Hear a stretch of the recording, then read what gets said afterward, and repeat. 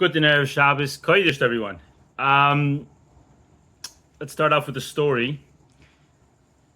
A story of Rabbi Hillel Parsha, whose yahrzeit is going to be today, Yud Aleph Menachemov. Hillel Parsha had a Talmud, very, very close, Talmud Muvak. His name was Rabbi Shalom. They even called him Shalom Rabbi Hillel's. That was his last name.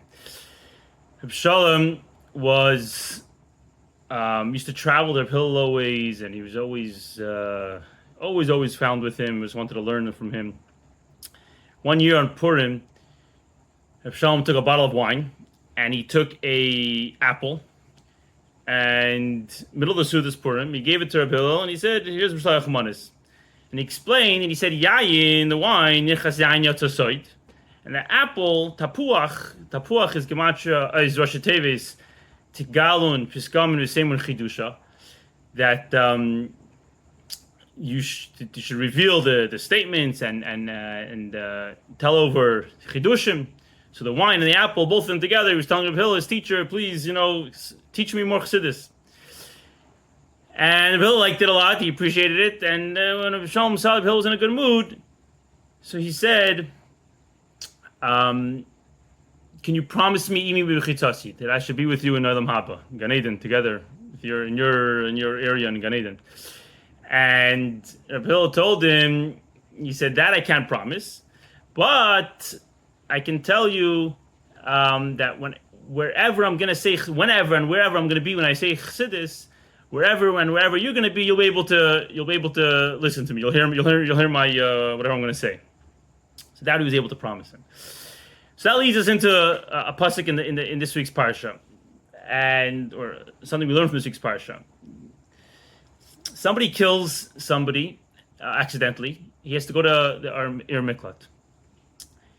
Not only do we provide him with whatever he needs to be comfortable, food, drink, that should be a place that he's able to be happy and comfortable there, but the pasuk says that Vinas is Paridal, pasuk Membeis. Vinas alachas menarim ha'el v'chay. He should run to one of these cities, v'chay, and he should be living.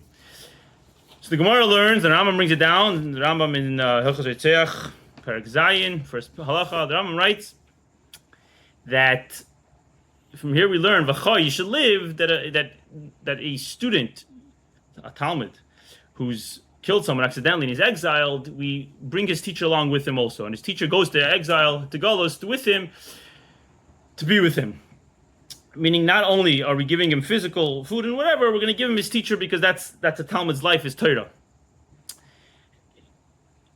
It's a big chiddush because we're taking somebody else. You killed accidentally, whoever, the student, yeah, and his teacher is going to have to come with him and live with him there because of his problem. To inconvenience somebody else is a big deal, and that's why the Rambam writes that a Talmud without Torah is Kemisa Chashuvin. For somebody who's a Talmud Chacham, if he doesn't have Torah, it's like life and death, and therefore we don't usually inconvenience somebody for the rest of his life for somebody else. But if it's going to be Pikuach Nefesh, for Pikuach Nefesh, we'll have to exile a teacher too. The problem with that is that not every Torah student learned in Yeshiva Chan Chabad, where their life is Torah, and if they don't have Torah, if they don't have their teacher with them, it's Pikuach Nefesh. They're not going to be able to survive. They're not going to be able to exist. They need to have their teacher to learn with them, their Torah to learn. Not every student is like that, and the Rambam writes without any conditions. He just writes a Talmud. Any Talmud doesn't say a Talmud whose life is Torah like that. So if any Talmud is exiled, why does he get to take his teacher with him if the Chayra is not Pikuach Nefesh for him? So the Rambam adds a couple of words. The Rambam writes that he says, when he's describing why a Talmud's life is Torah, he says, V'chaye Bali Chachma, that the life of those who are Bali Chachma, those who are own Chachma, those who live with Chachma, who are already big Talmid Chachamim, and he adds, or somebody who's mevaksha, somebody who's yearning, someone who's thirsting, someone who's trying, someone who wants to get there. He's not there yet. So we have a Talmud here who's not the most holiest Talmud, because as it's taught that somebody killed, even though it's by accident, it still shows on the type of person he is, and there's obviously something wrong with him. He's obviously not the biggest Talmud Chacham yet. He's a Mavaksha.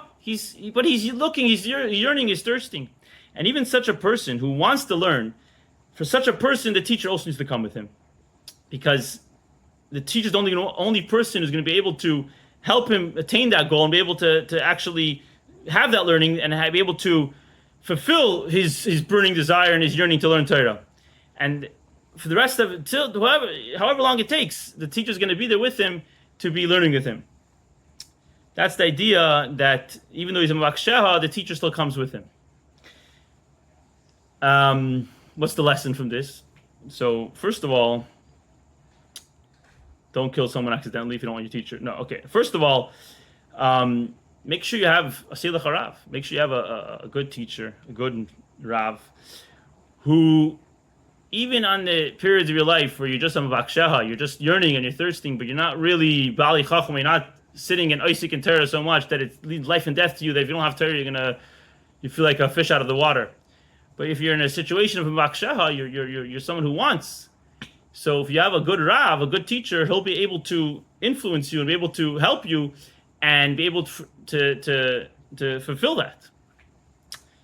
And another lesson that we could take is that the Rambam writes that doesn't just say that the teacher goes with him. The expression is Megalin or Maglin Rabbi Imai. The Rav also goes to Golus with him. Doesn't say he comes with him, goes to him. He says he goes to Golus with him. What's the deal, goes to Golus? When you want to influence someone, you want to help someone, it's crucial to put yourself in their shoes. See where they're holding, what they're experiencing, be on their level. And that's why it's not enough the teacher should come. The teacher, the Rav, needs to be exiled, needs to be put himself in the situation of the Talmud, where the Talmud is right now, where he's in Golus because he killed someone, etc., and he's seemingly on a lower level. That's what the teacher has to be able to experience in order to help influence him. And obviously, the same thing for any teacher, any mashpia, any parent, anybody who's any position of authority or of able to help someone out. The first step is to put yourself in their shoes, see where they're up to, see what they're experiencing, and only then can we have a positive influence and be able to teach them, be able to help them grow, etc. When we see where they're coming from. And the same thing with the Eibishter, who's with us in Galus, like it says in the Psukim, Hashem is with us in Galus, and Shechinta B'Galus. So the Eibishter is here in Galus with us. He came as our Rav. He came with us into Galus, and he's here taking care of us, helping us. However, we ask and we demand that he should come with us out of Galus. He shouldn't remain in Galus, just like we shouldn't remain in Galus. And together we should merit the coming of Mashiach right now.